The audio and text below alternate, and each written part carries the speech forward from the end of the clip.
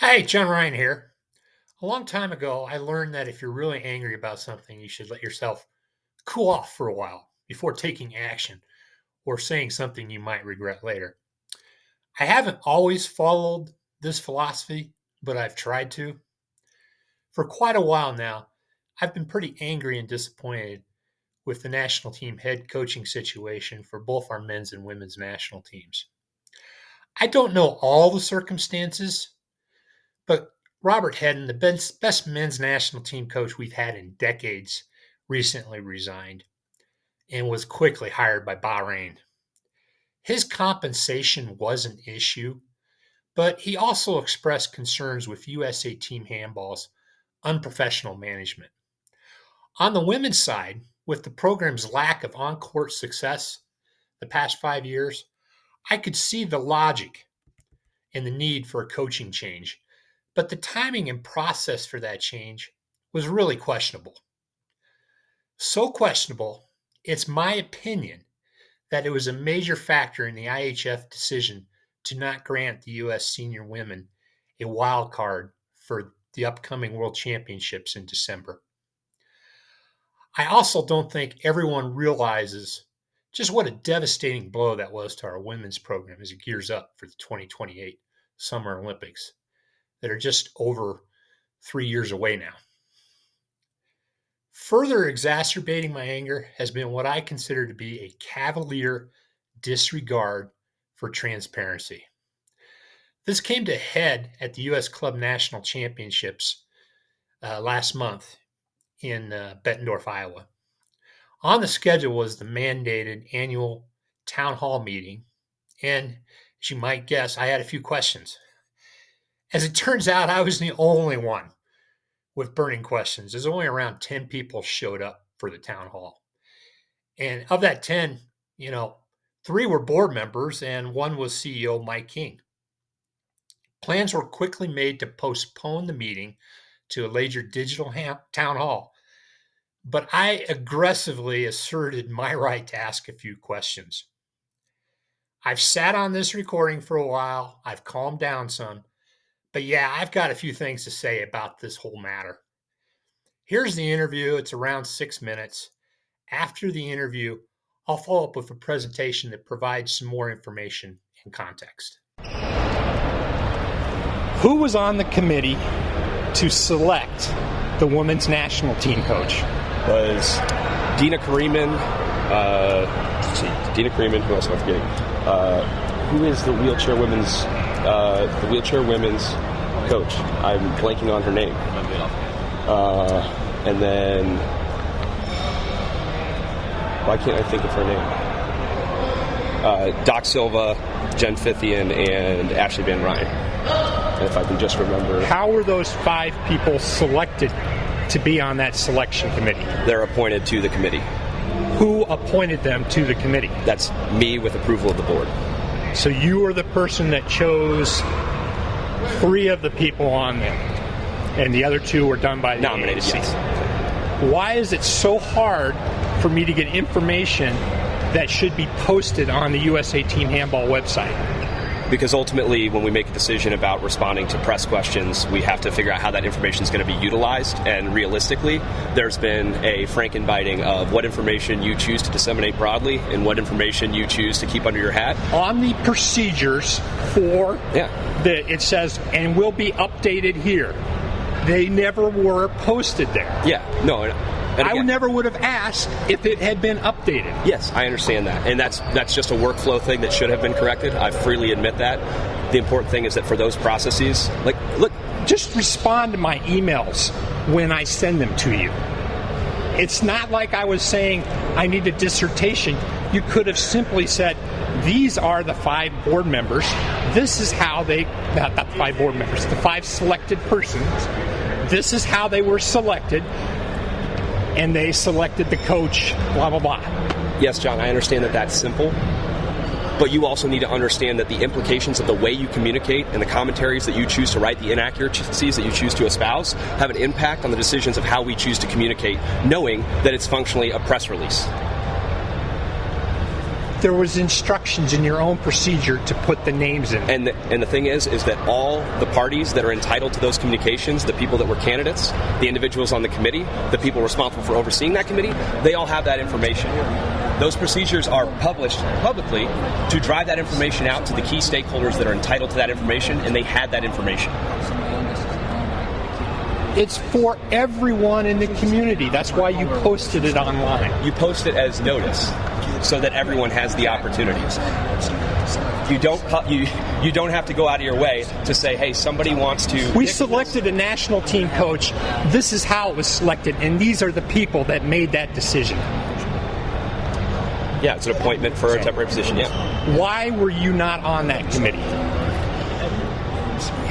Ultimately, the committee's going to make the choice. I felt like my presence in the room would have been overbearing at this stage. We haven't done one of these in a while. And so, as a result, I felt like anything that I said would probably... I would count for more than my vote, and I wanted it to truly be a broad and value-based consideration of all possible candidates. I'm also, with regard to virtually every person that could apply, conflicted. Now, when it comes to... Do you think that the people that the two athletes were in some way conflicted? I believe that the committee handled the conflicts internally the way they're supposed to. They asked me specifically going in, they were briefed specifically going in on how they were to address conflicts of interest. But obviously, when we're sort of defining the process, me being CEO and commenting on things is different than someone else having a conflict and that being couched properly. Okay. My understanding is our head coach has resigned. Is that correct? That's correct. Is there plans to try and get him back? What are the plans? Have you formulated any sort of plans going forward?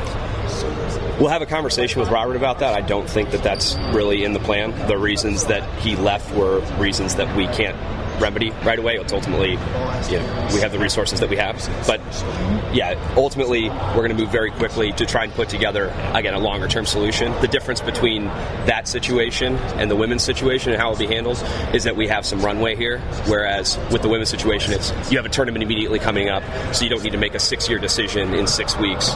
This one will immediately launch into the full process.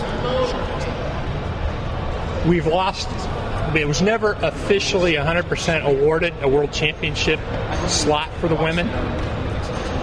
And we haven't, if there's been any indication from the IHF whether we might still get it or what's the story on that? Yeah, the story is that they're still waiting to award the last wild card spot, and so they haven't tipped their hand either way. We are among the considerations, but ultimately it's something that they reserved based on their council meeting in 2018 of basically creating the measure where it could occur. And, in their view, we probably haven't taken all the steps to lock that in the way they already had for the men's team, but we're still waiting with bated breath on the decision like anybody else. So it's tough to comment on sort of what their decision tree is. Anything else that you might want to share with the community? I realize you got a longer planned board meeting, or not board meeting, digital town hall. Yeah. Anything in the interim that we should be aware of? Well, yeah, we had... I think the biggest thing is that the board has approved a strategic plan.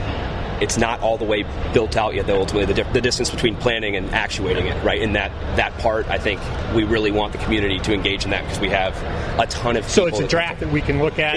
It's already been approved in terms of what the guiding language is, but now the specifics of that are driven into, what can I answer for you guys? I see you shaking your head.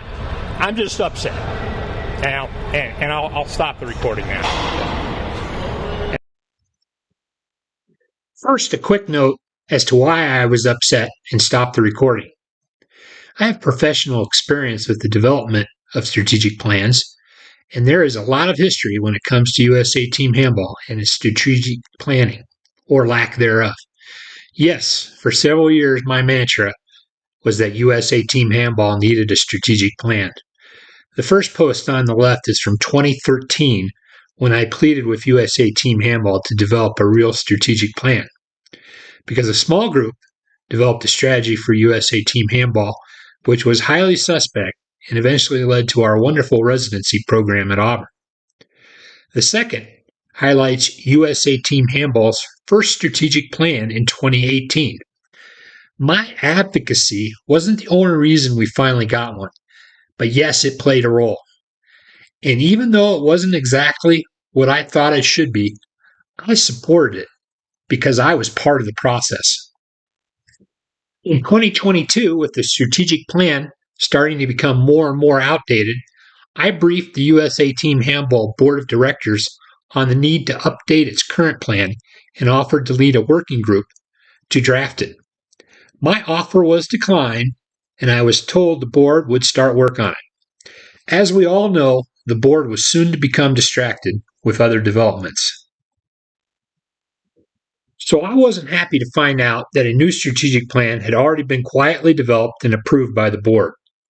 When an organization develops a strategic plan, it's generally a good idea to seek community input. There are a couple of reasons for this.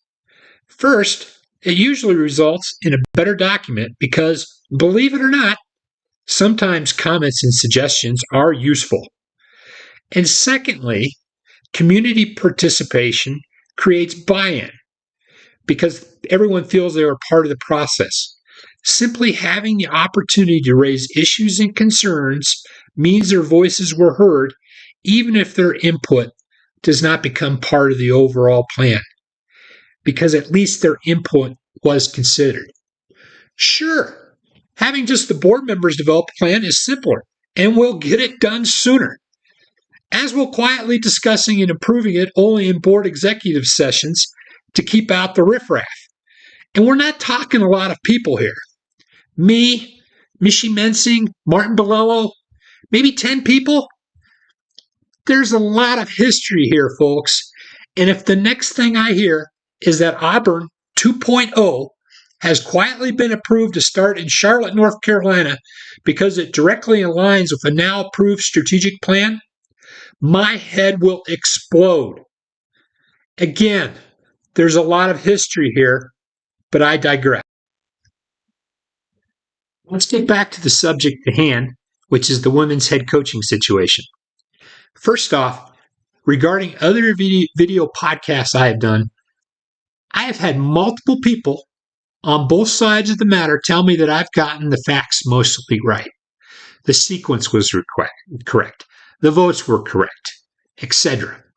However, there have been complaints that I've lacked context or that I'm not telling the full story.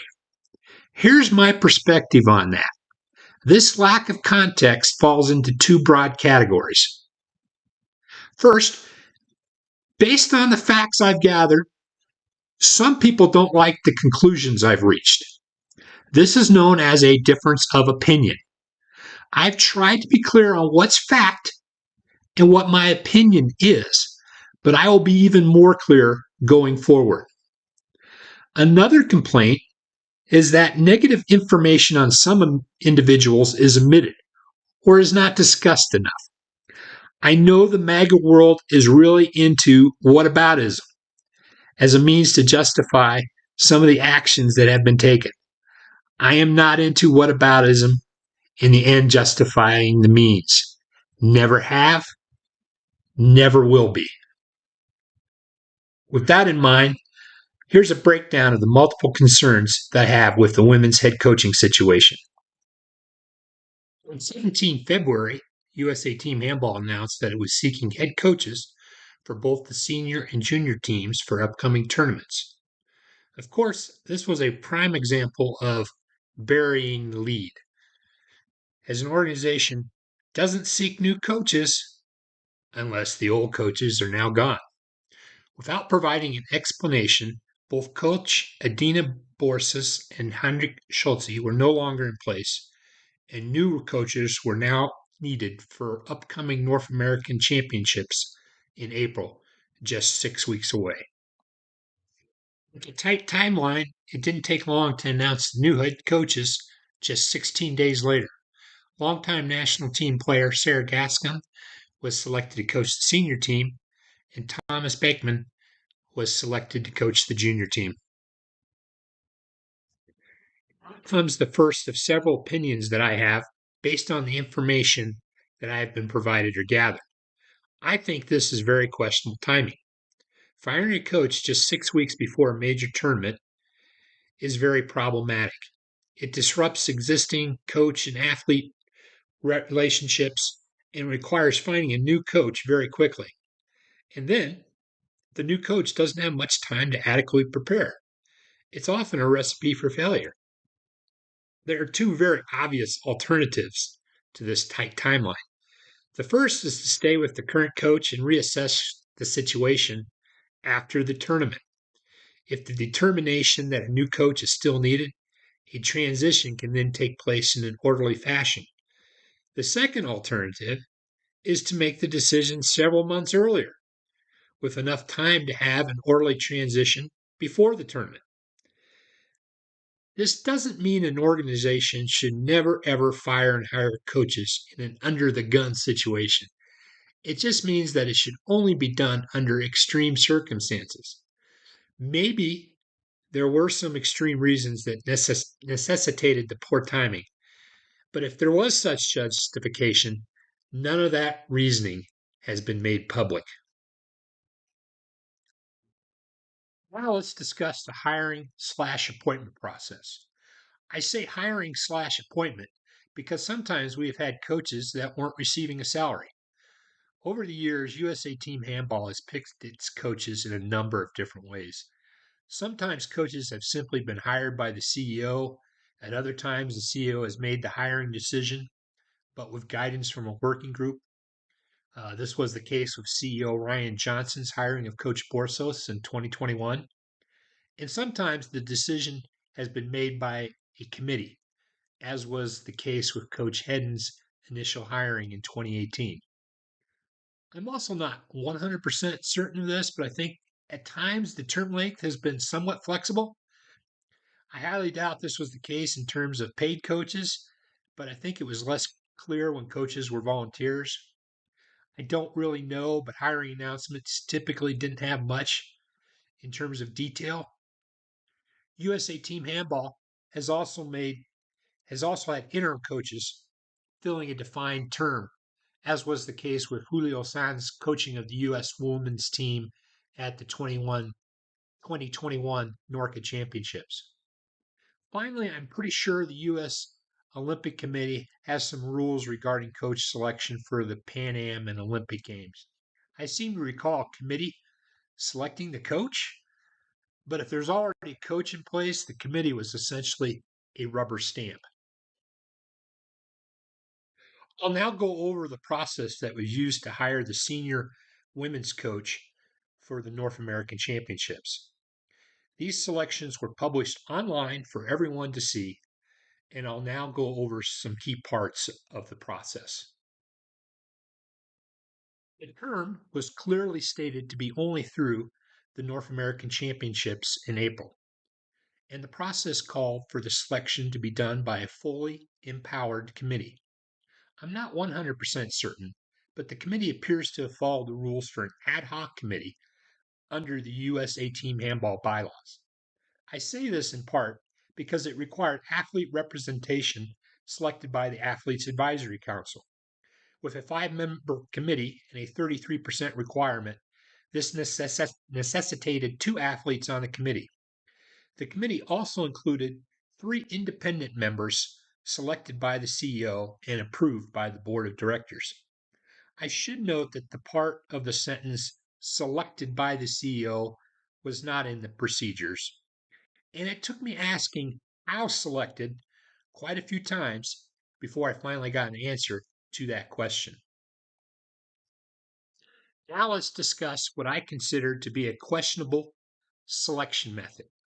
Namely, I don't think the decision to hire or appoint a coach should be made by a committee. I know that on the surface, a committee might seem more fair, less subject to bias, etc. But the coach doesn't report to a temporary committee. The coach reports to the CEO. It should be someone the CEO is in alignment with. Depending on the circumstances, I think a working group to provide guidance and recommendations could be useful, but ultimately it should be a CEO decision. You hire a CEO for a reason, and one of those reasons is to make big decisions like this. Further, I think the CEO should be fully engaged in the process, asking questions in interviews, evaluating candidate responses, and very importantly, reviewing every single application, just in case there are some highly qualified applicants that a committee might miss for some reason. And while it could be argued that this is just for a short term hire, the reality is that short term hires can become long term hires. I get the impression, that's my opinion, that this assignment became an unofficial coaching tryout. I don't think I'm the only person that might have thought that. Julia Taylor, the Women's Athlete Advisory Council rep, even asked at a board meeting following the North American Championship tournament if Sarah Gascon was now the permanent head coach. She isn't, but you had a board member asking that question. This concludes part one. Coming up in part two, I will discuss the selection criteria that was used, the composition of the committee itself, my concerns of transparency, and the impact of the USA women not receiving a wild card for the upcoming World Championships. Thanks for listening, and be sure to subscribe on YouTube for the first availability of the podcast.